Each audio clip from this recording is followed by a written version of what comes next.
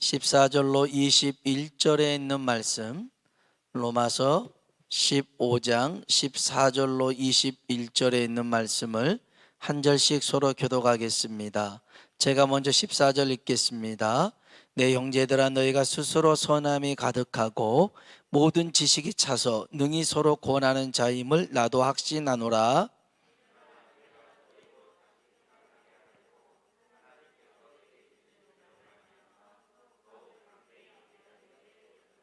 이 은혜는 곧 나로 이방인을 위하여 그리스도 예수의 일꾼이 되어 하나님의 복음의 제사장 직분을 하게 하사 이방인을 제물로 드리는 것이 성령 안에서 거룩하게 되어 받으실 만하게 하려 하심이라.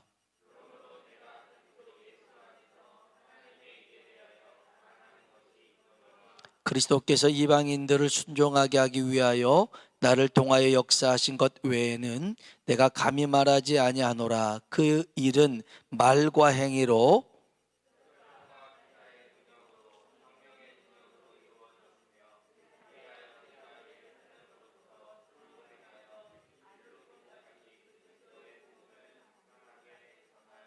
또 내가 그리스도의 이름을 부르는 곳에는 복음을 전하지 않기를 힘썼노니 이는 남의 터 위에 건축하지 아니하려 함이라.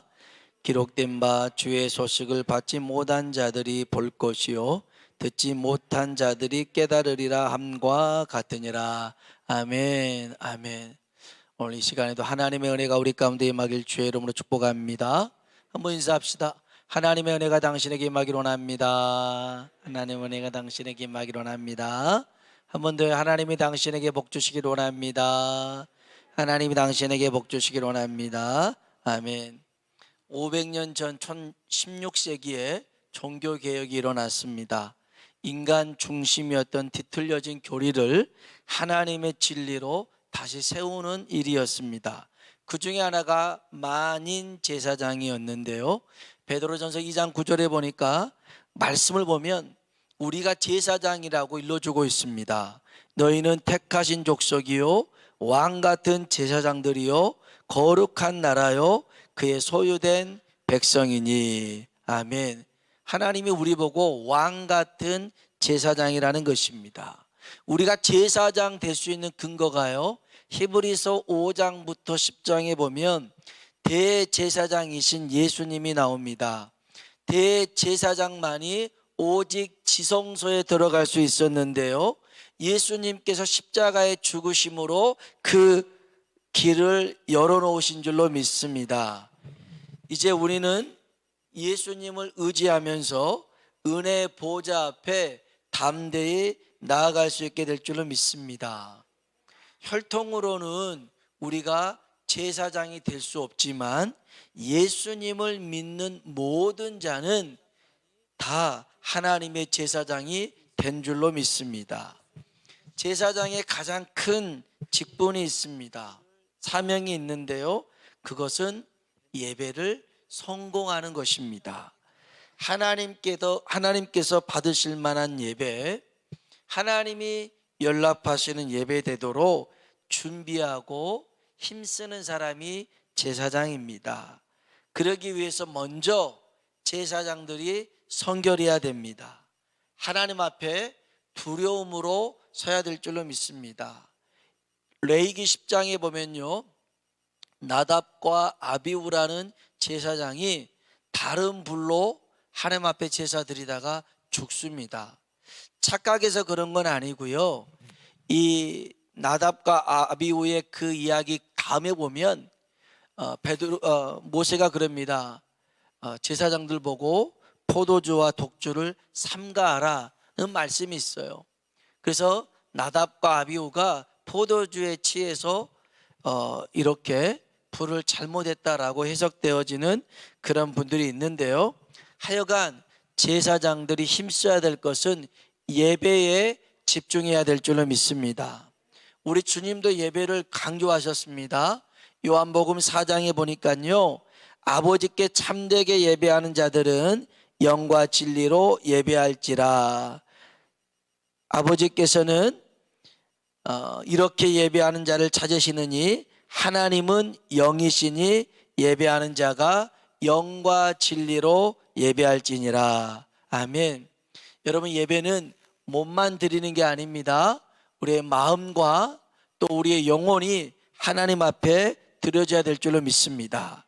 영과 진리라는 말은 성령을 힘입고 진리 대신 예수님을 붙들고 나아가는 예배, 그 예배를 하나님이 받으시는 줄로 믿습니다. 오늘 우리가 봤던 이 로마서 15장에는 로마에 살고 있었던 그리스도인들의 신앙을 엿볼 수가 있는데요, 14절 말씀 같이 한번 읽어보겠습니다. 14절입니다. 내 형제들아, 너희가 스스로 선함이 가득하고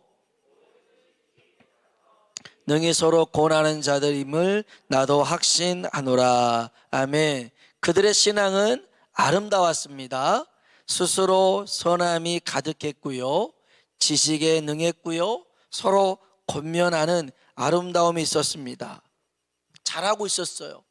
그럼에도 불구하고 사도 바울은 하나님의 말씀을 다시 생각나도록 반복하고 강조합니다. 15절 볼까요? 15절 읽어봅시다. 그러나 내가 너희로 다시 생각나게 하려고 하나님께서 내게 주신 은혜로 말미암아 더욱 아멘, 아멘. 내가 너희로 다시 생각나게 하려고 이 말을 했더라는 것입니다. 여러분, 우리는요, 한번 하나님 말씀 들었다고 해서 그 말씀을 잊어버리지 않고 지키는 게 아닙니다. 금방 잊어버려요. 그래서 끊임없이 하나님의 말씀을 반복적으로 우리에게 들려줘서 우리가 좌로나 우로나 치우치지 않고 진리 대신 예수님을 바라봐야 될 줄을 믿습니다. 창세기, 출애굽기, 레위기, 민수기 얼마나 광야에서 있었던 일들을 기록하고 있습니까? 그런데 그걸로 끝나지 않습니다. 신명기가 있습니다. 신명기가 거듭해서 말하는 말씀입니다. 신명기의 뜻이 그래요. 그래서 한 번 있었던 일을 다시 반복해서 또 읽어주고 또 읽어주면서 하나님께 집중하라는 거예요. 우리가 하나님 말씀을 들을 때에 정말 끊임없이 그 말씀을 통해서 우리가 하나님을 집중할 수 있길 주의 이름으로 축원합니다. 오늘 본문에 보면요, 바울의 모습 속에서 제사장의 직분을 취한 모습을 볼 수 있는데, 그게 어떤 거냐면 세 가지가 있어요. 16절 한번 봅시다. 16절 읽어볼까요? 이 은혜는 곧 나로 이방인을 위하여 그리스도 예수의 일꾼이 되어 하나님의 복음의 제사장 직분을 하게 하사 이방인을 제물로 드리는 것이 성령 안에서 받으실 만한 게 하려 하심이라. 아멘, 아멘. 제사장의 직분, 바울이 했던 제사장의 직분은요, 그는 이방인을 제물로 드렸다라고 얘기합니다. 제사에는 제물이 있어야 되거든요. 제물을 죽이고 태워서 그 향을 하나님 앞에 올려드리는 것입니다. 레위기에 보면 모든 제사에 속죄 제사가 함께 드려졌어요. 하목제든 서원제든 간에 먼저 속죄제와 함께 드렸는데, 여러분, 우리가 주님 앞에 드려야 될 제물은 두 가지입니다. 첫째는 내 자신을 주님께 드려야 됩니다. 나를 먼저 죽여야 되는 거죠. 제물은 자기를 죽이는 건데 내 자신을 먼저 제물로 하나님 앞에 드려야 됩니다. 디모데후서 4장 6절에 보니까 전제와 같이 내가 벌써 부어지고 라는 말씀이 있어요. 제사의 종류가 세 가지가 있어요. 동물로 드리는 번제, 곡식으로 드리는 소제, 그 다음에 포도주로 드리는 전제. 그래서 디모데후서 4장 6절은 전제와 같이 이렇게 술을 부어드리는 그런 제사 방법을 얘기하고 있습니다. 종류를 얘기하고 있고요. 제사의 목적에 따라서 하나님 앞에 범죄한 게 있다면 속죄제, 또 하나님 것을 훔친 게 있다면 속건제, 그 다음에 하목제, 그 다음에 서은제, 낙제제, 이런 목적이 있고요. 또 제사의 방식에 따라서 불로 태웠냐 화제, 이걸 들었냐 거제, 흔들었냐 요제, 이러한 제사들의 방법이 있습니다. 근데 제일 중요한 건 뭐냐면 먼저 내 자신을 제물로 하나님 앞에 드려야 되더라는 것입니다. 그럴 때 진짜 예배가 되고요. 두 번째, 바울이 이방인의 사도로 이방인을 제물로 드렸다, 그 말은 자기의 사명을 주께 드렸더라는 것입니다. 사명을. 여러분, 우리가요 이 제사장의 직분을 잘 감당하기 위해서 나를 먼저 드리고 내게 주신 이 사명을 주 앞에 드릴 수 있길 주의 이름으로 축원합니다. 10년 전쯤 이제 그 대학원 동문 모임이 있었습니다. 한 목사님이 이런 간증을 하시더라고요. 40대 중반에 KB 국민은행을 다녔대요. 지휘통제소에 있었대요. 그러면 지휘통제실에서 나오면 100% 지점장이 된대요. 이제 지점장이 되려고 하는 그때에 하나님이 이 목사님을 부르신 거예요. 주의 종으로 불렀어요. 그래서 이 모든 것을 뒤로 하고 이제 주의 길을 갑니다. 개척 10년 만에 성전을 건축했고요. 그 다음에 1000명이 모이는 인천에서 그 목회를 하고 있습니다. 이분의 간증을 들으면서 인상적인 게 있었습니다. 뭐였냐면 이 목사님은 선교지에 교회 10곳을 먼저 세우고 교회를 건축하겠다. 그래서 10년 동안 선교지에 교회를 10곳을 세웠대요. 그러고 난 다음에 교회를 건축했더라는 거예요. 그 건축도 참 잘했어요. 그래서 인천에서 아름다운 건물 중에 한 건물로 소개가 되기도 했는데요. 이 목사님 간증 끝이 이겁니다. 내가 하나님 앞에 모든 걸 드리니까 하나님이 자기를 불쌍히 여겨줬대요. 불쌍히 여겨줬대요. 여러분, 우리가 하나님 앞에 우리를 드리잖아요. 하나님이 우리를 긍휼히 여기실 줄로 믿습니다. 우리 거 가져가세요. 하나님이 야 기분 좋다 그러실 분이 아니에요. 하나님은 오히려 어떻게 더 부어줄까, 어떻게 더 갚아줄까, 이런 분이 하나님이신 줄로 믿습니다. 또 어떤 분이 이어서 간증을 했어요. 부부가 목사인데 아내분은 저희 동문이었어요. 남편은 아니었는데, 근데 이 남편도 은행을 다녔어요. 요즘도 그 은행에 희망퇴직 이런 게 많던데, 아무튼 은행에 종사하다가 주의 길에 들어섰는데 초기였어요. 교회는 없었대요. 두 사람 다 목사인데 교회는 없었어요. 성도들도 없었어요. 목사 부부인데 교회도 없고 성도도 없었어요. 근데 이분들이 하는 사역이 뭐였냐면 교회에서 상처받고 방황하는 사람들을 붙잡아 주는 일을 했어요. 그 뒤로 교회로 다시 보내는 사역. 어찌 보면 자신들에게 남는 게 아무것도 없잖아요. 그런데 이것이 하나님이 내게 주신 사명이라고 생각하니까 그 일을 믿음으로 감내하고 있더라는 것입니다. 여러분, 제사장의 직분을 기억할 때 내 자신이 먼저 제물이 돼야 되고 내게 주신 사명을 제물로 드릴 수 있길 주의 이름으로 축원합니다. 두 번째는요, 우리 18절로 19절 한번 볼까요?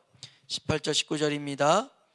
그리스도께서 이방인들을 순종하게 하기 위하여 나를 통하여 역사하신 것 외에는 내가 감히 말하지 아니하노라. 그 일은 말과 행위로 표적과 기사의 능력으로 성령의 능력으로 이루어졌으며 그리하여 내가 예루살렘으로부터 두루 행하여 일루리곤까지 그리스도의 복음을 편만하게 전하였노라. 아멘. 삶 속에서 하나님의 능력을 나타내는 삶을 살았더라는 겁니다. 제사장은요, 예배의 자리만 제사장이 필요한 게 아닙니다. 삶 속에서 하나님의 능력을 나타낼 수 있어야 됩니다. 오늘 바울이 고백했던 것처럼 말과 행실로, 표적과 기사의 능력으로, 성령의 능력으로 이방인들에게 본이 되고 순종하게 했더라는 것입니다. 오늘 우리들의 삶에서도 예수 그리스도의 향기 나는 삶이 되길 주의 이름으로 축원합니다. 여러분이 머물렀던 그 자리에서 예수님의 향기가 나야 됩니다. 누군가 잠깐 스쳐 만났어도, 잠깐 대화를 했어도 이 사람에게 예수의 향기가 날 수 있다면 그 사람은 제대로 믿는 사람입니다. 오늘 우리들의 삶에서 이렇게 예수님의 능력이 나타날 수 있도록 우리는 하나님 앞에 기도해야 됩니다. 여러분, 하나님의 부르심 속에서 능력도 함께 있습니다. 그러니 여러분, 부르심만 생각하지 말고 능력을 구하시길 주의 이름으로 축복합니다. 예배 전에요, 구역장 모임을 가졌습니다. 그래서 이제 거지반 다 구역장님들 오셔서 하셨는데 기도 제목도 같이 나눴습니다. 어떤 권사님은 그런 얘기를 해요. 감당할 수 있는 능력을 달라고. 맞아요. 내 능력으로 하는 게 아니라 하나님이 주신 능력으로 하는 것인 줄로 믿습니다. 마가복음 3장에 보면요, 예수님께서 12제자를 부릅니다. 12제자를 부르시는데 세 가지 때문에 부릅니다. 첫째는 예수님과 함께 있게 하려고 부릅니다. 두 번째는 전도하라고 부릅니다. 세 번째는 귀신을 내쫓는 권능을 주시려고 부르신 줄로 믿습니다. 여러분, 이걸 기억하셔야 돼요. 예수님의 제자 부르신 것은 첫 번째 함께 있으려고, 두 번째 전도하려고, 세 번째 귀신 내쫓는 권능 주려고요. 권능이 있어서 부른 게 아니라는 거예요.